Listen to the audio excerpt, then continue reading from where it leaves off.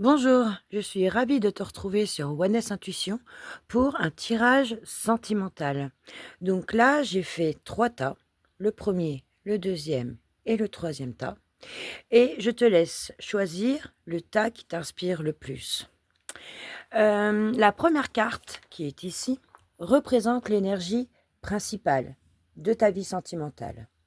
La deuxième montre tout ce qui bloque, tout ce qui est problème à ta vie sentimentale. Et la troisième carte, elle, va nous parler de l'évolution de ta vie sentimentale. Donc, je te laisse choisir ton tas. Tu peux mettre même pause à la vidéo pour bien réfléchir. Et je vais démarrer tout de suite avec le premier tas. Donc, en énergie principale pour ceux qui ont choisi le premier tas, est le 2 de bâton.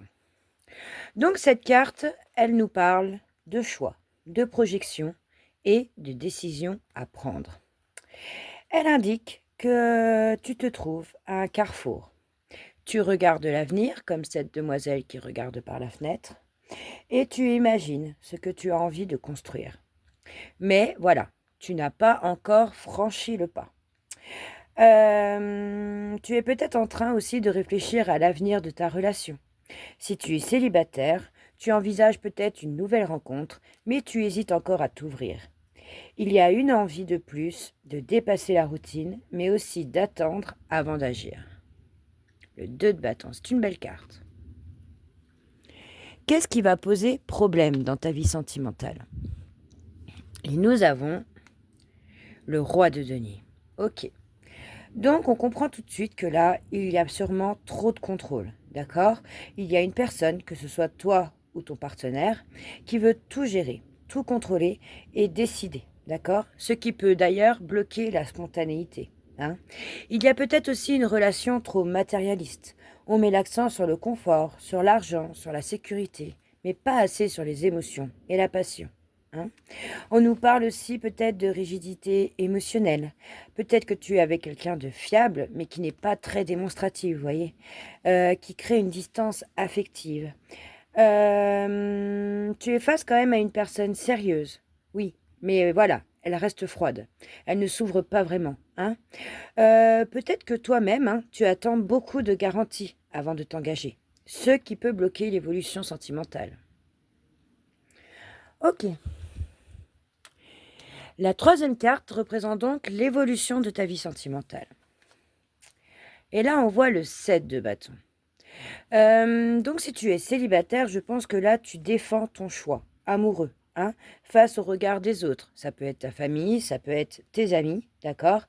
Et je pense que là, il faut que tu surmontes des obstacles, hein, avant de vraiment rencontrer la bonne personne. Si tu es en couple, je sens que là, il y a une énergie de lutte, de défi à relever ensemble. Je pense que là, ton couple est mis à l'épreuve. La carte là t'annonce la force, hein, quand même, pour tenir et protéger ce lien. Hein. En résumé, là, je pense que ton cœur veut avancer, hein, mais il se heurte à des résistances liées à la peur de l'instabilité, pardon. L'avenir te demande de te battre pour ce que tu veux vraiment en amour, hein, même si, effectivement, ça demande beaucoup de courage. Donc ça, c'est pour ceux qui ont choisi le premier tas. Ensuite, nous allons faire le deuxième tas. Alors, quelle est l'énergie principale pour le deuxième tas? Nous avons le fou, ok, qui est une arcane majeure.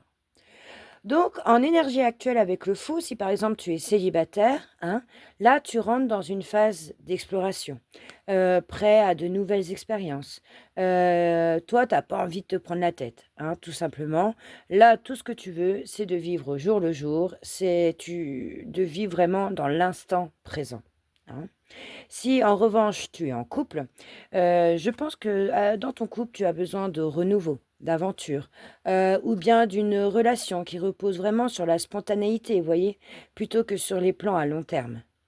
En résumé, là, l'amour est une aventure. Hein. Vis-le peut-être sans trop de calcul, mais garde quand même un minimum de conscience pour ne pas te perdre. Ok. Qu'est-ce qui bloque?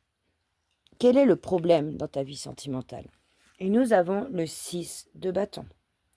Donc là, si tu es célibataire, je pense que tu cherches une validation extérieure avant de te lancer, hein. Tu as peut-être peur du rejet ou alors tout simplement tu as besoin de séduire, hein. Plus d'ailleurs pour ton ego que pour ton cœur. Tu as aussi peut-être la peur de ne pas être suffisamment reconnu, hein, ce qui peut vraiment bloquer une vraie ouverture. Là, le tarot, avec cette carte, il te dit de ne pas chercher la victoire ou la perfection, hein, mais vraiment de viser, une rencontre qui sera plutôt authentique. Si en revanche tu es en couple, l'un des 2 peut avoir besoin d'être mis en avant, reconnu ou admiré, d'accord? Ce qui peut créer un déséquilibre. Peut-être que l'un des 2 est aussi trop concentré sur le fait de montrer le couple au lieu de le vivre vraiment, hein. Je pense que là, ta relation a vraiment besoin de sincérité et d'humilité pour avancer. En résumé, là, hem, je dirais que l'ego peut vraiment bloquer quelque chose, hein. Si on reste dans une logique de fierté comme ça, la situation va stagner, hein. Seule une vraie reconnaissance mutuelle peut apaiser le conflit s'il y a conflit. Ensuite, au niveau de l'évolution de ta vie sentimentale, nous avons le cavalier de bâton. OK. Donc là, si tu es célibataire, on nous parle de rencontres passionnées, hein, qui peut surgir rapidement. On nous parle de coup de cœur, de séduction, d'attraction physique forte, d'accord? Mais là, on te dit, pardon, qu'il faut rester attentive ou attentif, hein, car cette carte-là, elle est peut-être intense, d'accord? L'énergie de cette carte, mais bon, elle peut aussi être éphémère, hein. Si en revanche tu es en couple, il peut y avoir un regain de passion, dans ton couple. Il peut y avoir aussi des projets qui redonnent de l'élan. Ça peut être un voyage, ça peut être un déménagement, ça toutes sortes de nouveautés en fait, hein. Cette carte-là, elle ranime la flamme, hein, mais attention, attention, attention à la patience ou à des décisions qui seront peut-être prises trop rapidement, hein. En résumé, là, avec cette carte, ton cœur hésite, hein, entre rester dans la sécurité ou oser l'aventure. Je pense que l'amour s'ouvre à toi avec intensité, d'accord? Mais il faudra quand même trouver l'équilibre entre stabilité et passion. OK. Ensuite, on va faire le dernier tas, donc la première carte qui représente l'énergie actuelle, pour ceux qui ont choisi le troisième tas. Donc nous avons là une arcane majeure, qui est d'ailleurs magnifique, qui est le monde, hein. Donc, si là tu es célibataire, il y a quand même une période d'épanouissement personnel, OK? Cette énergie, elle attire naturellement, une rencontre importante. Il est possible qu'elle soit à distance, cette rencontre, ou alors avec quelqu'un d'un autre milieu. Dans tous les cas-là, tu es prête à ouvrir ton cœur avec le monde, hein? Si en revanche tu es en couple, on va nous parler d'harmonie, on va nous parler de complicité et de sentiment d'accomplissement, hein.